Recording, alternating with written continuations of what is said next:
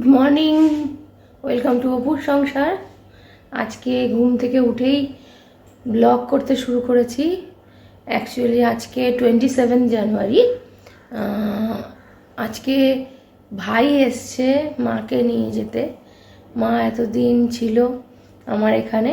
27 October পুজোর পরে মাকে নিয়ে আমরা এখানে পৌঁছেছিলাম কলকাতায়, আমার এখানে দমদমে। তো মাঝে একবার ভাই এসেছিল ভাইফোঁটায়, তো সেই ব্লগ করেছিলাম, সেটারও ভিডিও রয়েছে আমার চ্যানেলে, তোমরা দেখতে পারো ভাইফোঁটার ভিডিও।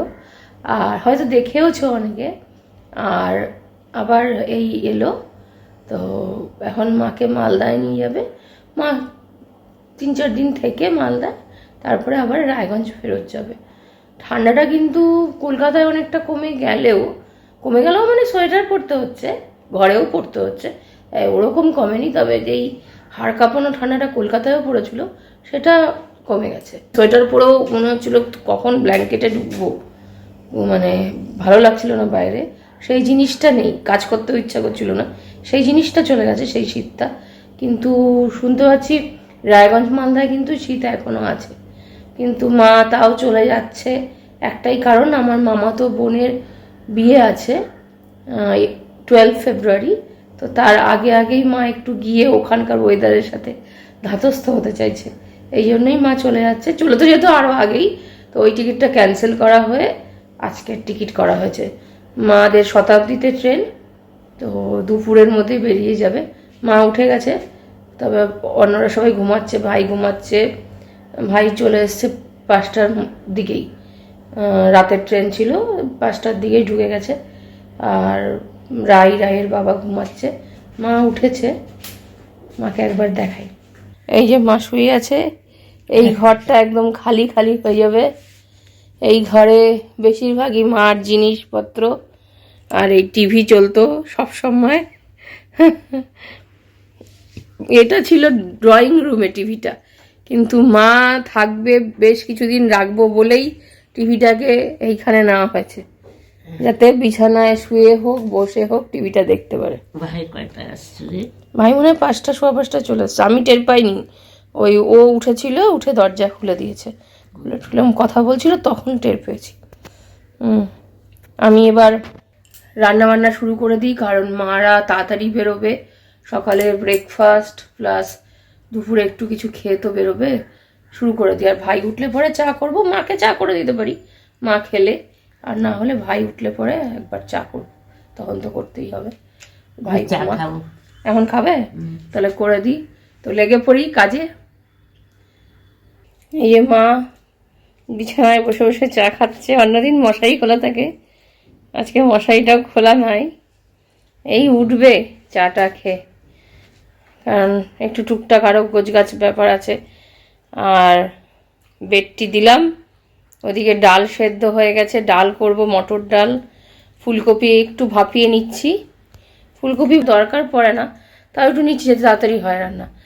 আর হচ্ছে একটু পোস্ত করব, ঝিঙে আলু পোস্ত, ব্যাস এই রান্না করব। আর সকালের একটা স্পেশাল মেনু ভেবে রেখেছি, সেটা এখনই শুরু করব। ব্রোকলি স্যুপ, মানে creamy broccoli with sweetcorn soup, এটা করব। সুইটকর্ন না দিলেও চলে, কিন্তু আমি দেব। তো এই স্যুপটা বানাবো। আর তার সাথে একটু ব্রেড, 2টো করে ব্রেড দিয়ে দিলেই হয়ে যাবে, কারণ মা আর ভাই তো মোটামুটি 12টার আগেই খেতে বসে যাবে।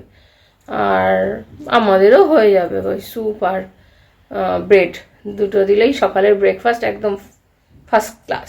আজকে স্যাটারডে, এই জন্য মাছ মাংস কিছু, অন্যদিন হলে তো ভাই আসাতে মাংস হতোই, কিন্তু আজকে স্যাটারডে বলে মাংস হয়নি। কালকে মাংস হয়েছিল, মাটন হয়েছিল গতকাল 26 জানুয়ারি। তো একটু ভাইয়ের জন্য রেখে দিয়েছি, যদি ভাই খেতে চায় তাহলে ভাইকে গরম করে দিয়ে দেবো।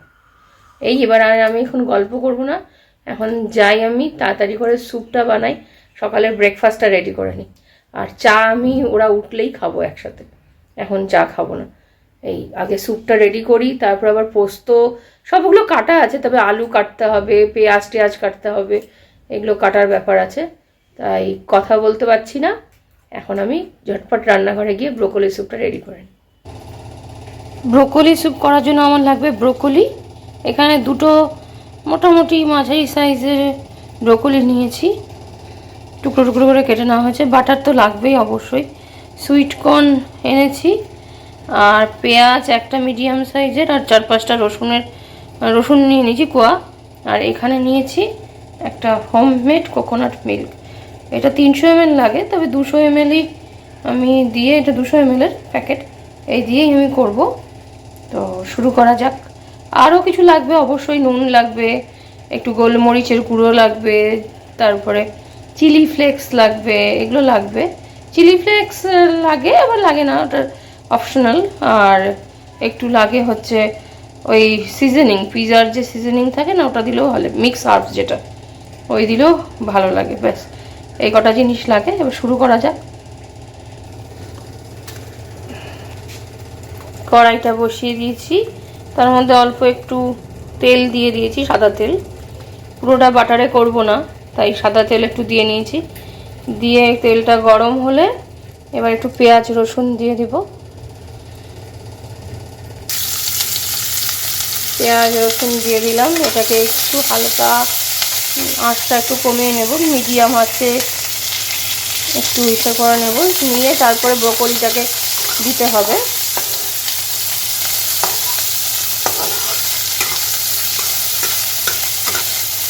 ব্রোকলিটাকে কিন্তু মানে মিক্সার গ্রাইন্ডারে পেস্ট করে নিতে হবে। আমার ব্লেন্ডার নেই, তো গ্রাইন্ডারেই আমি পেস্ট করে নেব।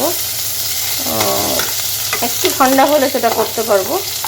আগে পেঁয়াজটা আর রসুনটা একটু লাল লাল হলে ব্রোকলিটা দিয়ে একটু নাড়াচাড়া করব, করে মোটামুটি 500 ml মতো জল দিয়ে দিব। যেহেতু 6 জনের হচ্ছে, মোটামুটি 1.5 গ্লাসের একটু বেশিই লাগবে, 2 গ্লাসই জল দিয়ে দেব।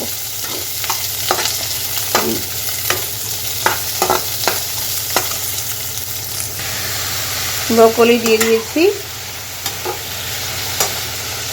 এবার একটু 2-3 মিনিট নাড়াচাড়া করে জল দিয়ে দেবো, যাতে সেদ্ধ হয়ে যায় ব্রোকলিটা খুব সুন্দরভাবে। আর মিক্সার গ্রাইন্ডারে গ্রাইন্ড করতে যাতে কোনো অসুবিধা না হয়। এখন একটু নুন দিয়ে দেব, নুন আর একটু ব্ল্যাক পেপার মানে গোলমরিচের গুঁড়ো। নুনটা যে যার স্বাদ মতো দেবে। আমি যেহেতু বাটারও দিব, তাই নুনটা একটু কমই দেব প্রথমে, পরে টেস্ট করে দেখব, যদি নুন কম থাকে তখন আবার দেওয়া যাবে।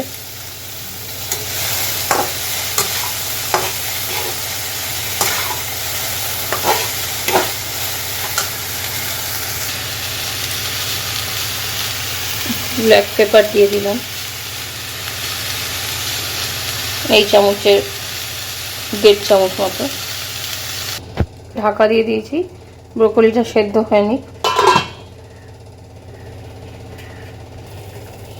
ব্রোকলি সেদ্ধ হয়ে গেছে, এখন গ্যাসটা অফ করে দিয়ে এটাকে একটু ঠান্ডা করতে দেব, কারণ এরপরে এটা পেস্ট করে নিতে হবে। বাটার দিয়ে দিলাম, ব্রোকলি পেস্ট করে নিচ্ছি, আর একটু কর্নফ্লাওয়ার দিয়ে দিয়েছি। এবার ব্রোকলির পেস্ট যেটা করেছি সেটা দিয়ে দিব। ব্রোকলি দিয়ে দিয়েছি পেস্ট করা, এর মধ্যে একটু এটা দিয়ে দিব, কোথায় রাখলাম, এই তো, এটা এখন পুরো ঢেলে দেব। আর একটু নুন, গোলমরিচের গুঁড়ো আর ওই মিক্সড হার্বস দিয়েই নামিয়ে নেব, তাহলেই হয়ে যাবে। সুইট কর্নটা এবার ঢেলে দিব স্যুপের মধ্যে।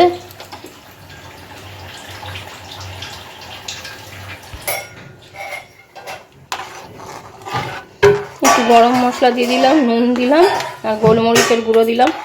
আমি নামাবো।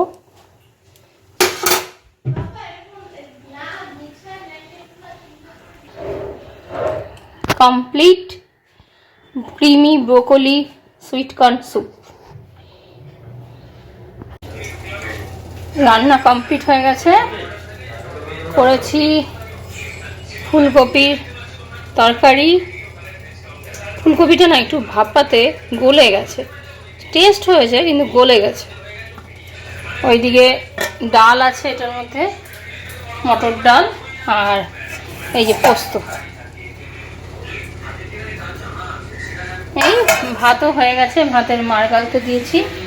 ব্যাস এইবার আমি স্নানটা করে নিই, স্নান করে ঠাকুরকে দিয়ে মা আর ভাইকে খেতে দিই। বেশিক্ষণ লাগবে না, 15-20 মিনিট লাগবে আরও। ব্যাস আমারও তো সময় হয়ে গেল, ট্রেন লেট আছে, নাহলে এতক্ষণে খেতে দিয়ে দিতাম। আর এইখানে ভাই একটা ভিডিও দেখছে, অরুণদার হোটেলের ভিডিও। দুজনে মিলে, রাই পড়াশোনা করছে, রায়ের ম্যাম একটু পরেই আসবে। মা মোটামুটি রেডি স্নান করে। এই যে মার দুটো লাগেজ। মা কি করে গো? তারপরে আবার কবে আসবা? কবে আসবে মানে তোমাকে নিয়ে আসতে হবে, বা কেউ যদি আসে তখন, তা না নিয়ে না আসলে হবে না। মোজা পরে নিছো? হ্যাঁ, জুতা ঢুকাই দিলাম। ও ঠিক আছে। মা বলতে পারলো না কবে আসবে, আসলে ভাবছি আগে যাই, তারপরে ভাববো কবে আসবো আর না আসবো। এই তো আমাদের এখানে স্পোর্টস হচ্ছে আজকে। স্পোর্টস হচ্ছে, স্পোর্টস আজকে, আজকে আর কালকে দুদিন ব্যাপী স্পোর্টস, একদম সামনেই হচ্ছে। আর আমার মেয়ে এখানে পড়তে বসছে, পড়াশোনা করছে। ওর ম্যাম আসবে, সায়েন্স এক্সাম নেবে এই মান্থ, মানে নেক্সট মান্থের, মানে 3rd উইকে পরীক্ষা শুরু হওয়ার কথা, অ্যানুয়াল।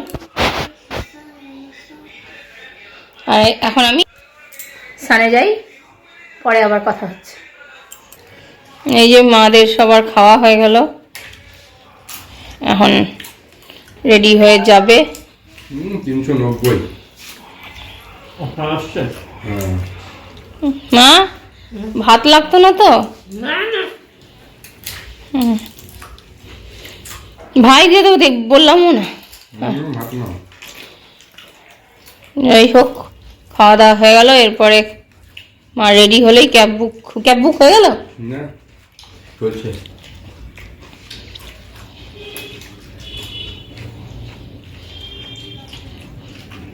আমার কবে আসবো আচ্ছা, পরে জানানো হইবে। গাড়ি চলে আসছে।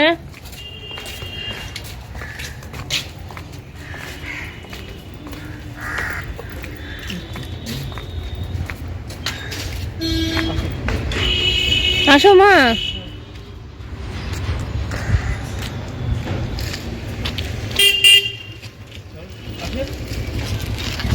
মার ব্যাগটা আমার কাছে থেকে যাবে, দেখো।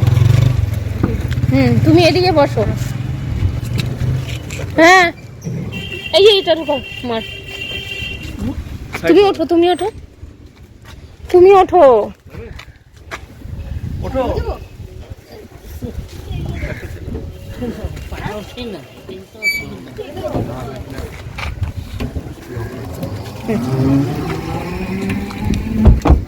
হ্যাঁ টাটা।